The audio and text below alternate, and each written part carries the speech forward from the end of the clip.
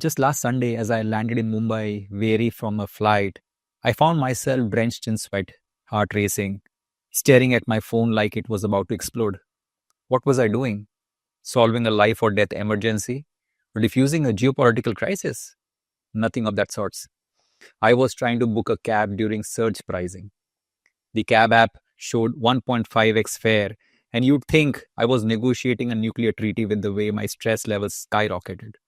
And that's when it hit me. Why was I reacting like this? Why was something so mundane triggering a full blown cortisol festival in my body? The truth is, most of us are living like everything is a pressure situation. Every email is urgent. Every phone call is critical. Every drop in the stock market feels like the end of a financial future. We wake up, cortisol surging, hearts pumping, and by the time we've had our morning coffee, we are ready for the battle. Even though the battle is just responding to WhatsApp messages and deciding whether we should eat oats or paratha for breakfast. This constant state of pressure is not just exhausting, it's making us sick. Our bodies are designed to handle stress in short bursts, like when our ancestors were chased by a tiger. Cortisol, which is our stress hormone, would surge, giving us the energy to fight or flee. But once we escaped, the cortisol would drop and we'd go back to chilling by the fire. That's how it's supposed to work. But in today's world, there's no tiger, just emails, deadlines, social media notifications, and stock market updates. But because we treat everything like a tiger, our cortisol levels stay elevated permanently. We're not running, we are marinating in stress. And the side effects are brutal. High cortisol levels lead to poor sleep, weight gain, especially that stubborn belly fat that just won't leave. It leads to anxiety, high blood pressure, and a higher risk of diseases we would rather not Google. And you know what the worst part is? Most of this stress is self imposed. We create it. We manufacture pressure out of situations that don't deserve it. And nowhere is this more visible than in how we handle two key aspects of our lives. First is money, and second, our daily decisions. Let's talk about money and investing first. You see, markets go up and down, that's their nature, but every time they dip, we behave like it's the apocalypse. A 5% drop, and suddenly we are worrying how we will stay afloat. We refresh stock prices like we are checking a patient's heart rate. When our investments are in the green, we feel like geniuses. When they're in the red, we're on the verge of a meltdown. But the thing is that long term investing has never been about reacting to every market hiccup, it's about patience. Warren Buffett didn't become Warren Buffett by panic selling every time the market sneezed. He understood that wealth grows over time, not overnight. The market is like a moody teenager. It will have its bad days. Your job is to stay calm and not get dragged into its mood swings. Yet our cortisol fueled brains don't let us sit still. We feel the need to do something every time there's noise. So we buy more, we sell everything, we switch funds, anything to feel like we are in control. But more often than not, this impulse leads to mistakes. The legendary investor Charlie Munger once said, the big money is not in the buying and selling, but in the waiting. In other words, the best investors are often the calmest ones. They know that not everything is a pressure situation. But it's not just investing, this pressure mindset bleeds into our daily lives too. Think about your typical workday. An email from your boss arrives and suddenly your heart skips a beat. Even before reading it, you're bracing for impact. What if it's criticism? What if it's more work? What if it's, God forbid, another Zoom meeting? We react like we've been summoned to war, but 9 times out of 10, it's nothing. At least it's not a crisis. But our minds don't know the difference anymore. We've conditioned ourselves to treat every notification as an emergency. Even outside work, we do it. A friend does not reply to a text immediately, something's wrong. Your child spills juice on the sofa, disaster. You're 5 minutes late to a dinner reservation, catastrophe. We escalate every small inconvenience into a full scale operation. It's like we've collectively forgotten how to chill. But let's be honest, some of it is cultural too. We wear busyness like a badge of honor. If you tell someone you're relaxed and everything's under control, they look at you like either you're lying or you've given up on life. Real success, we are told, comes from stress, comes from sleepless nights, hustle, and a blood pressure monitor in your briefcase. Anything less, and you're not working hard enough. But at what cost? When we let our cortisol and stress run our lives, we pay the price with our health. Chronic stress leads to fatigue, weakens the immune system, messes with our digestion, and leaves us feeling constantly on the edge. It's no coincidence that we feel tired even after doing nothing. Our minds are fighting imaginary fires all day. Of course, we are exhausted. And the irony, the state of pressure actually makes us worse at everything. When you are stressed, you don't think clearly. Your decisions are rushed, your creativity is blocked, and your emotional resilience tanks. Whether it's investing, work, or family, being in a constant pressure mode leads to poorer outcomes. Now the question is, what's the solution? It starts with realizing that most things in life are not emergencies. Sure, some situations require urgency, like health issues, genuine crises, or when your wife asks, "Do I look good in this dress?" Trust me, answer quickly and positively. But for the most part, we have time. We can pause. We can breathe. Well, except when I see that 1.5 times surge pricing, here are a few ways I've tried to break the pressure cycle. The first and perhaps most powerful step in breaking free from the pressure cycle is learning to pause before you react.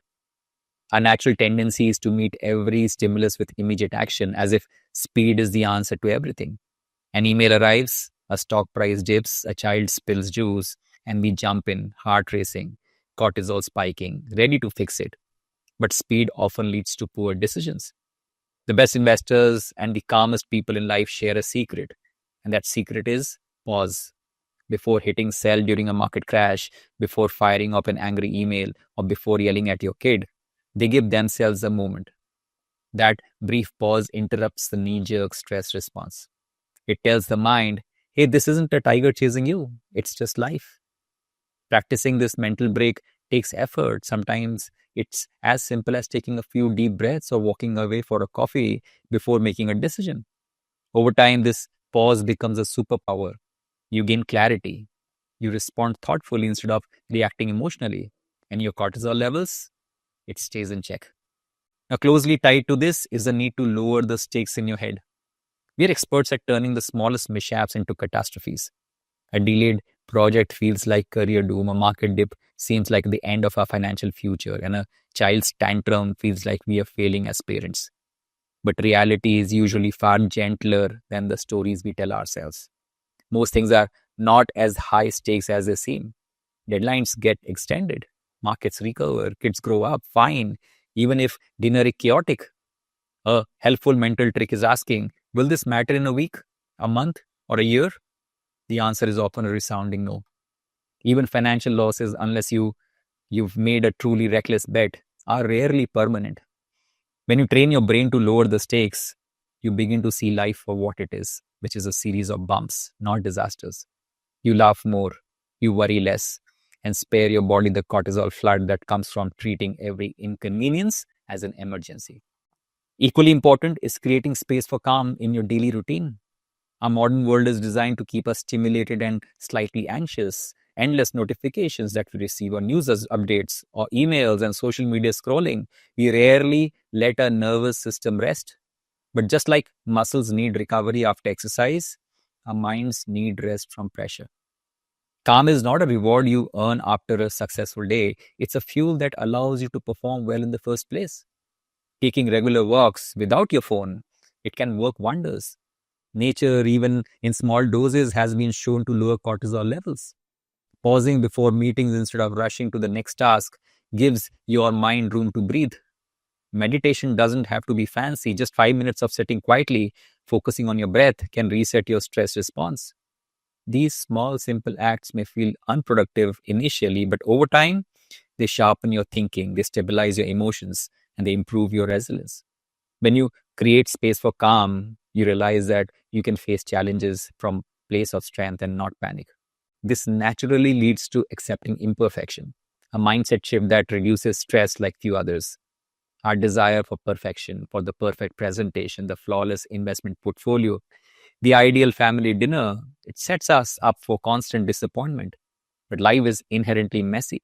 Markets will fluctuate. Work will sometimes be chaotic. Kids, as I said, will be kids. When you make peace with this, you free yourself from the cortisol surge that comes with unmet expectation. Progress matters more than perfection.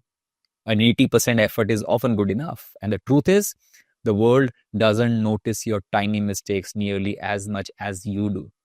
So, learning to laugh when things go wrong, whether it's a spilled drink or a wrong stock pick, turns stress into lightness. It reminds you that perfection is an illusion, and often the imperfect moments become the best stories later. Finally, all of this comes together when you begin to play the inner game. The realization that your real battle is not with the market, your inbox, or your family, but with your own mind. The external world will always be noisy. There would be 1.5x surge pricings, markets will swing, deadlines will loom, life will throw curveballs, but your inner world can be steady. This is what separates the wise from the restless. The best investors don't panic because they know they can't control short term market moves, but they can control the response. Similarly, the happiest people aren't the ones with problem free lives, they're the ones who built resilience within. Detaching your peace from external outcomes is liberating. You start viewing setbacks as feedback, not failures. You breathe through uncertainty instead of fighting it. And you realize that calmness is not passivity, it's simply power. When you start mastering this inner game, something really shifts inside of you. You don't just lower your cortisol levels and improve your health, though that happens and it's wonderful. You also begin to experience life differently. You see more clearly, you think more rationally, you become more patient, both with your investments and with the people you love. You stop chasing perfection and instead you start living with presence. You understand that not every situation is a pressure situation, and that even in the rare moments that truly are, you are capable of facing them with grace. That's what I'm trying to explore through the Inner Game podcast. This journey we are all on, whether it's in investing or work or simply finding peace in a noisy world, it all comes back to what's happening inside us. The real victories are not just about wealth or success, they're about building a mind that can weather storms and still stay at peace. Because at the end of the day, it's not the market or the deadlines or the noise outside, it's the inner game that truly defines how we experience life. When you master the inner game, you win twice. First, your health improves, so better sleep, lower blood pressure, and fewer stress related issues. And second, your decision making improves, both in investing and in life. You stop being reactive and start being thoughtful. You become the person who others look at and say, how are they so calm while everything is on fire? And the truth is, you see the fire, but you know it's not always your job to put it out.